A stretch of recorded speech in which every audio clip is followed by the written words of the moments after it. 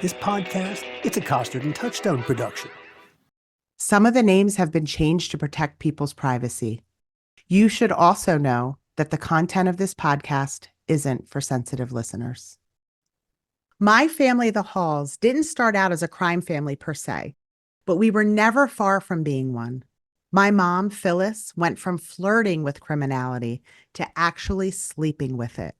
By the time we were done, my family would insert itself into two of Philadelphia's biggest unsolved murders. This is the story of how we got there, from doing lots and lots of really terrible things to the world and to each other, to being outright criminals.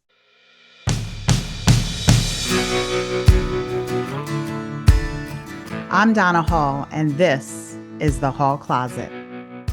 As you're about to hear, this is a story about growing up in a family that no one should have to grow up in. The hall closet in my story isn't filled with skeletons. My family put all its skeletons outside the closet, where everyone could see them. In my story, the hall closet is a refuge, a place of safety. If I had to sum up my whole life's journey in a sentence, I'd say it's been a search for safety. You see, I grew up in a crime family. Not a mobster-type crime family, no. We were a few tiers down from the Corleone'S, but we definitely lived and operated outside of normal family behaviors and the law. Sometimes way outside the law. But I didn't know any of that at the time this particular story took place. I was about 5, but what I did know was that I was genuinely afraid of being left home alone with my brother Herbie.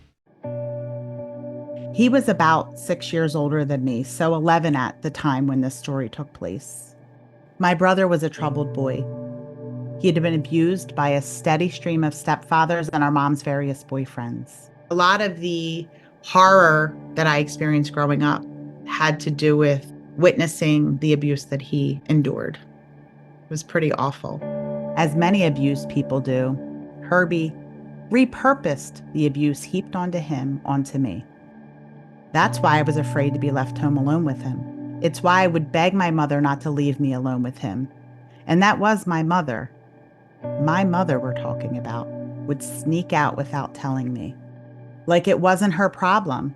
It was her 5-year-old's problem. And so one day, Lauren and my mom, I noticed, were in the car on the side of the house. I saw them out the window. And I saw Frank getting dressed up to go out with them. I knew I was being left home alone. One of the things that they always did, because I didn't want to be left home alone, is they would sneak out of the house. So I didn't know they were leaving. No warning. So this was another one of those times in which they left the house, got in the car, tried to sneak out, and I saw Frank leaving as well. And even though Frank was someone who abused me at some point, I was obviously afraid for what might happen to me with my brother. I was afraid that he was going to hurt me. So I ran out the door and to the front of the house. Waiting for me was Frank. At the time, he had broken his arm, so he had a full casted arm. And as I went to run and went to go around the corner, he took his arm and whacked me in the head.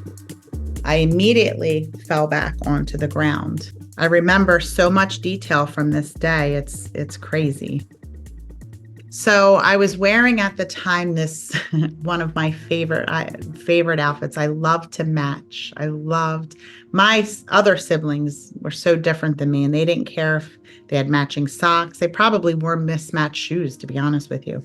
Never cared about their fashion or what they wore. Me, on the other hand, I always wanted to match. My socks had to match. I needed to have clean clothes. I wanted matching sweatsuit, and, my shirt had to match my pants. My socks had to match, everything just had to match. And I was wearing this red velour jumpsuit. So it was like velour sweatpants with a rainbow t-shirt and a red hoodie. It was the same red velour had rainbow across the front and down the legs. I went running out the door and, he hit me in the head. I fell back. Of course, I was crying, and he grabbed the back of that hoodie. So the hood from my sweatshirt, and he picked me up with one hand as he was hitting me with the other, the cast, okay?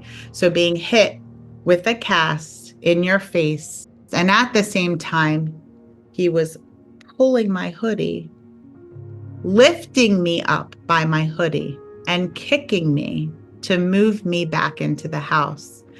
I could not stand. I could not move because first of all, I was being choked by the hoodie as he was taking me, and the feeling of that being wrapped around my neck. I was being hit in the face and the head and kicked as he's moving me back into the house. He gets me back into the house screaming at me, "Get your fucking ass back in the house. Who the fuck do you think you are? You better fucking get back in that house." Down the walkway, through the doorway. Then he let go once we got into the hallway, and he got down so low to me. And the floor, we had this red and black carpet that was worn.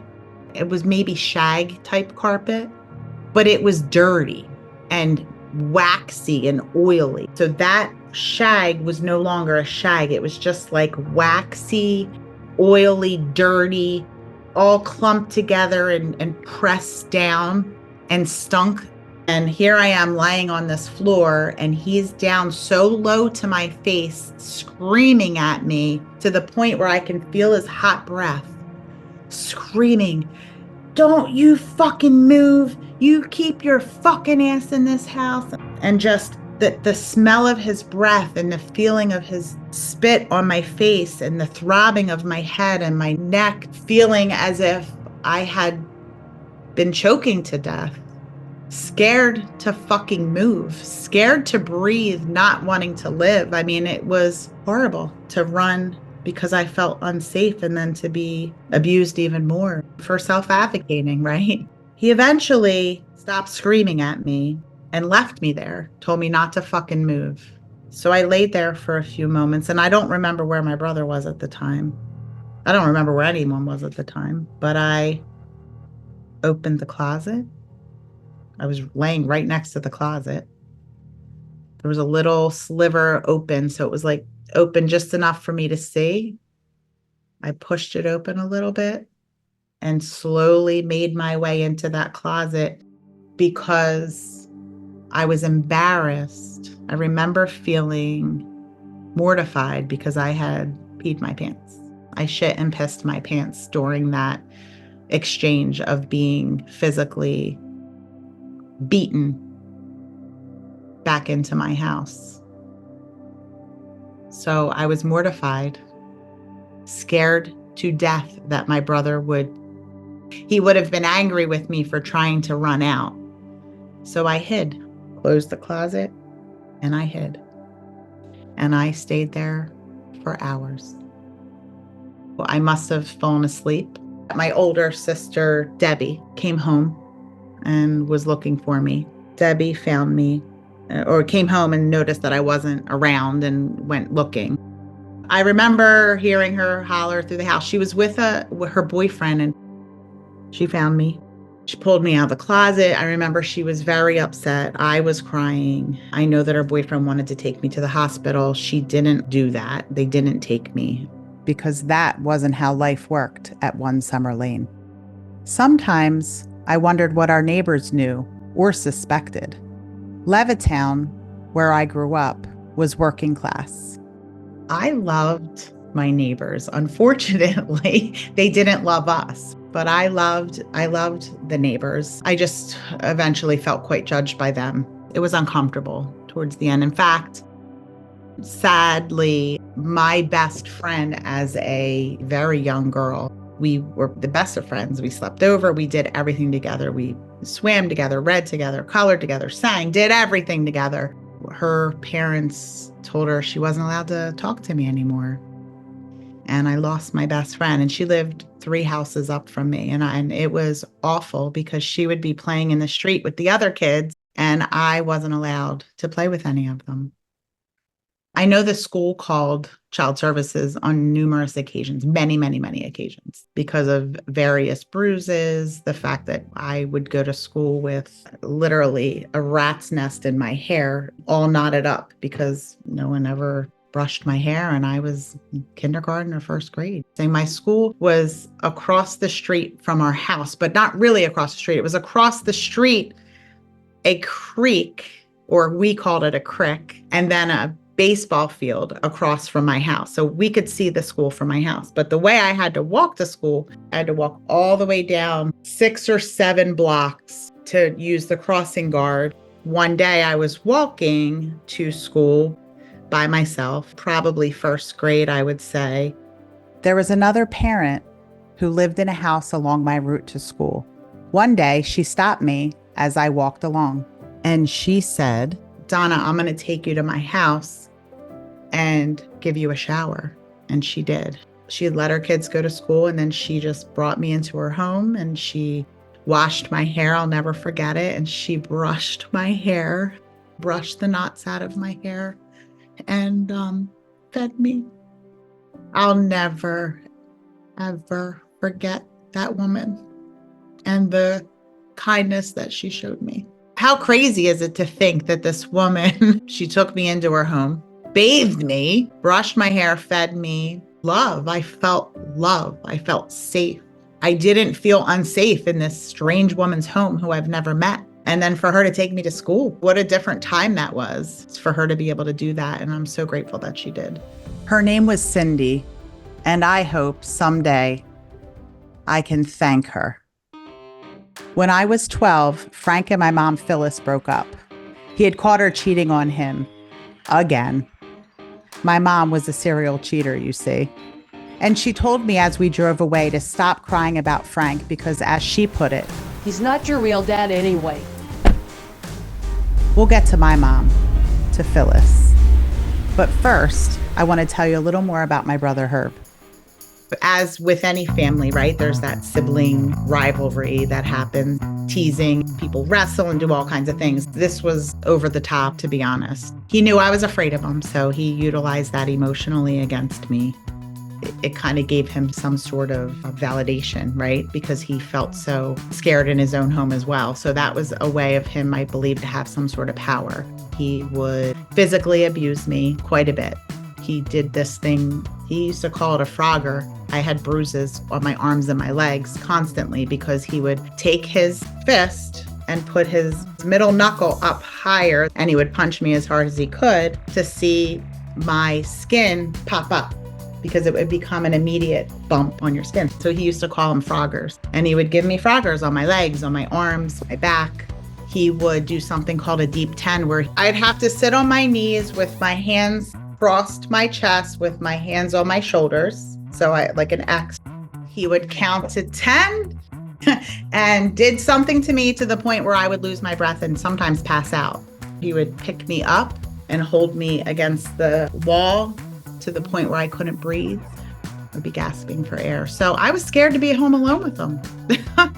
We had one of those big freezers in our laundry room. My mom always baked around the holidays, and she had all of her chocolate chip cookies in there. He put me in that freezer and sat on top and made me sit in there for a significant amount of time. I remember at first I was scared and screaming. And I do remember eating a cookie while I was in there. So I don't know if at one point I stopped screaming and was like, okay, he's going to let me out. But I really thought I was going to die. I really, truly thought that I was going to die in there. You know, later, one of my psychologists, because I get therapy pretty regularly, had said that that was probably, I have PTSD. And that incident in particular was a good indicator of the reason why. A lot of the trauma that I experienced was from him, but also from witnessing physical abuse that he endured. While I can't remember a lot of the abuse that happened to me, I vividly remember a time when my brother was on his knees in the living room with both arms held out, and he had to hold heavy encyclopedias. And as he sat on his knees with an encyclopedia in both of his hands, with his palms up, every time he moved, if his arm dropped just the slightest little bit, he was kicked in the face. Just the slightest little bit, kicked in the body. So he had to sit there on his knees with his arms spread out. To see that, it was terrifying. I felt, and I still feel, so terrible for him that he had to experience that.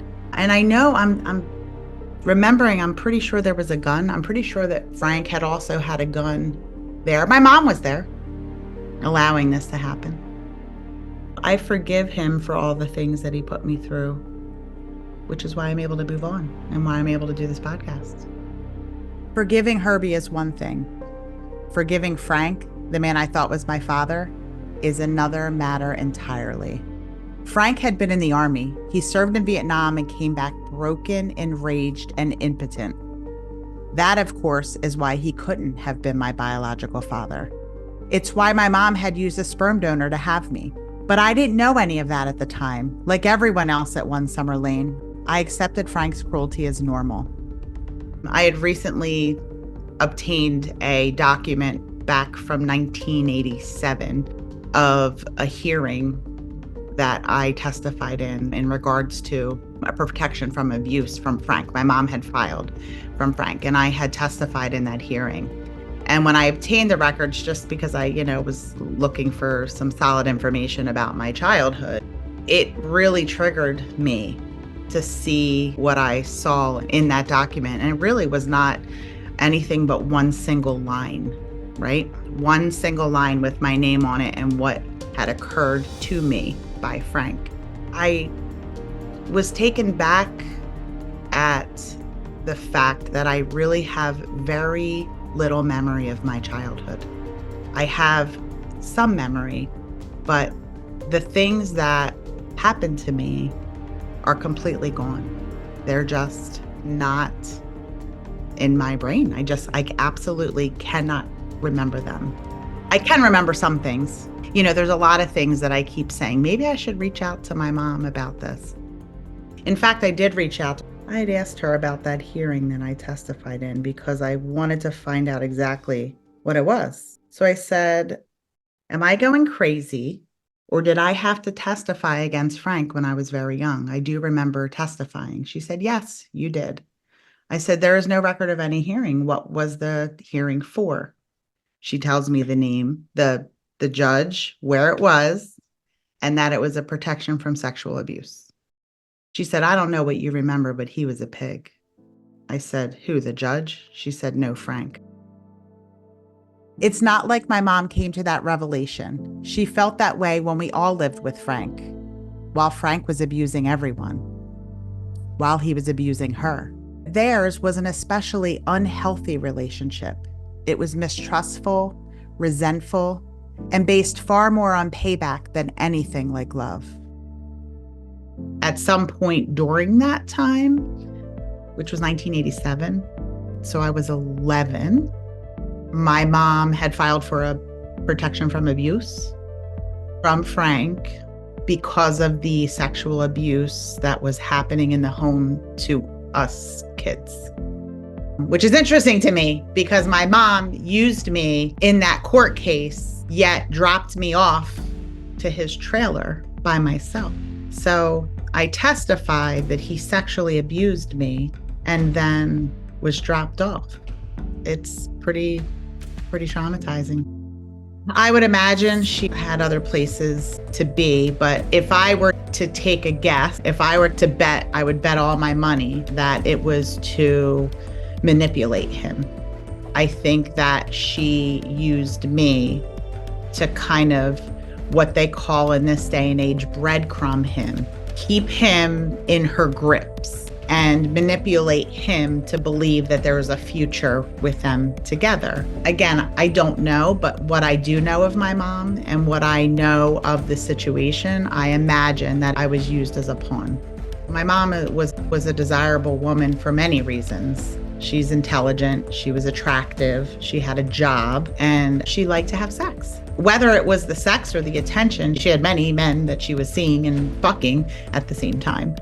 She appeased the courts or the police or the authorities by making him move out, but would still drop me off to his trailer.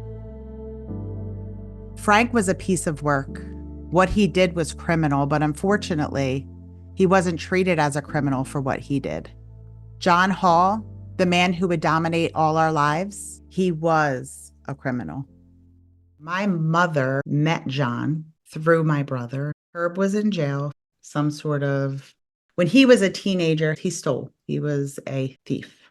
He robbed houses. He wasn't a violent criminal. He just stole things. He was a menace to society. So at the time, he was in jail for some sort of theft. And while he was there, he met John Hall, who claimed to be a doctor, and said, "Hey, I think I should set you up with my mother." My mom and John started having an affair, or started their relationship, I should say, while he was in prison. They would talk on the phone. She would go visit him. And when he came out, he came to live with us when he got out of jail. He was in there for some sort of drug charge. He was a drug addict. He didn't quite get into the heavy stuff until later. He did Percocets and things of that nature. He was a very, very, very, very intelligent man. He basically pretended to be a doctor. He actually had a printer at home where he printed his own prescriptions. There's quite a few news articles about it out there, even a book out there about John, which again, we will get to in another episode. He liked me, and how I knew he liked me, he made me at 14 years old a fake birth certificate so I could go and party at a local bar. A bar that I did in fact end up stripping in at 14 years old. I looked older than I was, and I wanted to hang out in bars. I went and hung out, and there happened to be a night where there was a wet t-shirt contest. Some of the dirty old men encouraged me to do it.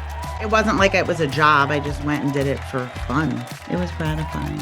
And it's so interesting how lucky I am not to have gotten involved in some of the horrible things that you could get involved in that environment. I remember there was a very wealthy man who had a limo outside, and he had offered for me to go in the limo with him. And the manager of the bar came up to me and was like, "Anthony wants to take you, into the city." And I was like, "I'm not going with Anthony." I didn't go, but had I not been so strong emotionally, and I was a weaker girl, I probably would have gone, and who knows what would have happened to me. I feel very blessed that regardless of all of the bullshit that I experienced, I was able to come out unscathed in that department. I definitely had a lot of trauma at home, but you could get into all kinds of horrible things, especially because I was very promiscuous and I was young, so very impressionable.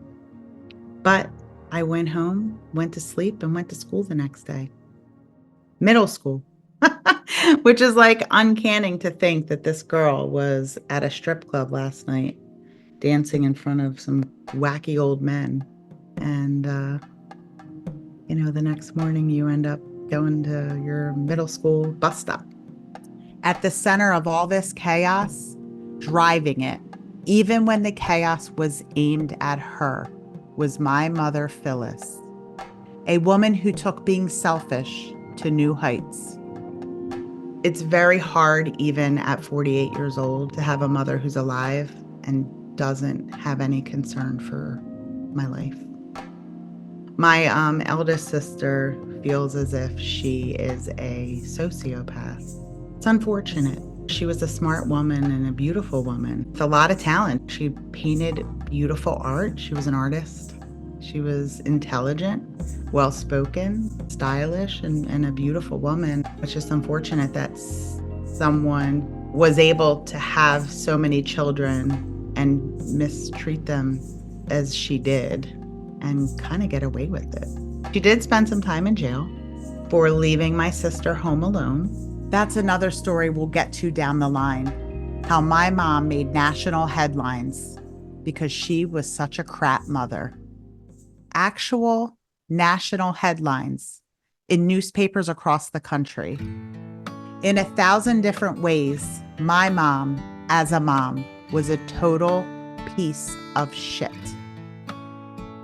And I hate to say that because she's my mom.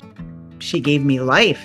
She paid to give me life, right? She paid to get a sperm donation. And what an amazing thing she did, because I come from such a great father and, my genes are amazing, but she wasn't a good mother to any of us, unfortunately. And for whatever reason, and I think personally, because she paid for me, I almost feel as if she hated me. My mother never said she loved me, so it wasn't like she pretended to. She didn't. Her actions always showed her feelings for me, which was that I wasn't important, that I was a burden, and also I was like her personal housekeeper and babysitter. I raised my younger sister, who was 6 years younger than me. My older siblings had gone to college. My brother was in and out of correctional facilities, and it was me and my sister. I was responsible for her in a lot of ways, but my mother hated me. She would often accuse me of sleeping with her boyfriends. And as a 12-year-old girl, that's pretty horrific. First of all, ew, that's disgusting. She often used me as an excuse to get out of the house. On a Saturday, let's say, when Frank was home from work and she wanted to go see one of her lovers, she would take me with her to the grocery store or shopping. But really, she would drop me off, and sometimes my sister as well, at a McDonald's Playland, at a local playground by ourselves, very, very young. And she would go have sex with one of her lovers, and one in particular she did quite often. If it was raining out, she would take me to his home. She had an affair with this local doctor whose office was connected to his home. So he had a full doctor's office, and then connected to the other side was his house where he lived with his wife and children. And I guess when his wife would go out, my mom would come over. She would leave us sometimes in the doctor's office portion of the house, while she would go into his big room, and we would often hear them have sex, which is disgusting. And I remember one time I was there, I must have been about 7 or 8 years old. Maybe I was even 6. I don't even know what age I was. I was pretty young. And I went running into the room that they were in. And it was not just a room. It was like it would just picture a sunroom, but a sunroom that would be the size of a small apartment. So it was this huge open room with a piano, with a sitting room. There were TVs, bookshelves. It was huge. And the sitting room was kind of set off almost like a nook at the other end. Again, all open windows. Something must have frightened me, and I went in to, get my mom for whatever reason. And he had some pretty large dogs. I think I want to say they were Rottweilers, but now I'm thinking maybe they were Shepherds. But he had quite a few dogs, and they were big. And as I was running to find my mom, the dogs attacked me. Literally attacked me. I was on the ground, bit all over my neck, my face, my arms by these animals while my mom was having sex with her lover. So they eventually got up and came running over to me. But I was quite injured. She never took me to the hospital for that either. She never did. I don't really remember what happened after that. I don't remember what my mom said to Frank to explain away how I ended up getting half-eaten by dogs. I'm sure I went along with whatever the lie was, because that's what we did at One Summer Lane. We lived inside a giant lie. And some of us, we lived inside giant lies, inside giant lies. You remember I said a little while back how I wanted to someday thank Cindy, the wonderful woman who showed me so much love when I was a little girl? Well, that someday is today. I found her, and for the first time since I was a little girl, Cindy and I got to talk, and I got to tell her what her kindness meant to me. I did not have the greatest family either. I mean, there were plenty of us that didn't have great families. My brothers were atrocious, but nothing compared to what Donna had to live through. Nothing. We all knew it. why we didn't do anything. I moved into that neighborhood. I bought my first house at 19 years old. The day I crossed paths with her and helped her out, I was probably 24 and already had 2 kids of my own in school. I just didn't know a whole lot about them until the day that we were walking to school, and she was in front of me, and it was a beautiful sunny day, and the sun was shining on the children, and I just remember the rat nest in Donna's hair, and I thought, dear God, what kind of mother sends a child to school looking like that? And so after taking her own son to school, Cindy turned her focus and love toward me. I told the school, I'm taking her home. I'm going to clean her up. I'm going to feed her, and I'll bring her back. They were like, okay, because the school knew so many people knew what was going on. But there was nothing you could do back then. I put her clothes in the washer and just put them on rinse because I wanted to get her to school so she wasn't too late. Cleaned her up and cleaned her clothes and combed her hair out and fed her and got her to school. It was the first time anyone ever showed me care. Like I said, I didn't even recognize it. And I remember just I felt safe. You know, it's the word that I used before. I just felt loved. And it's ultimately what I always was yearning for, is someone just to touch me, you know, just to actually put their hand on my shoulder or brush my hair. You know, there wasn't any positive, healthy touch in my home ever. I grew up in a house with 5 sisters. And when my mother had to do my hair, and I was a cheerleader, gymnast, went to Catholic school, so hair had to always be done. And when my mother would brush knots out of my hair, it was horrendous. I mean, I can't tell you how many times he hit me in the head with a brush or left rape marks on my face from brushing my hair. So when I got to do Donna's, I knew she just needed tender, loving care. And that's what I did. Your hair was pretty. And I thought, this little girl cannot go to school like that. That one day wasn't just one day. Cindy's kindness became a part of my life for a while. In fact, apparently they knew that she was spending time at my house. Her family came knocking on my door.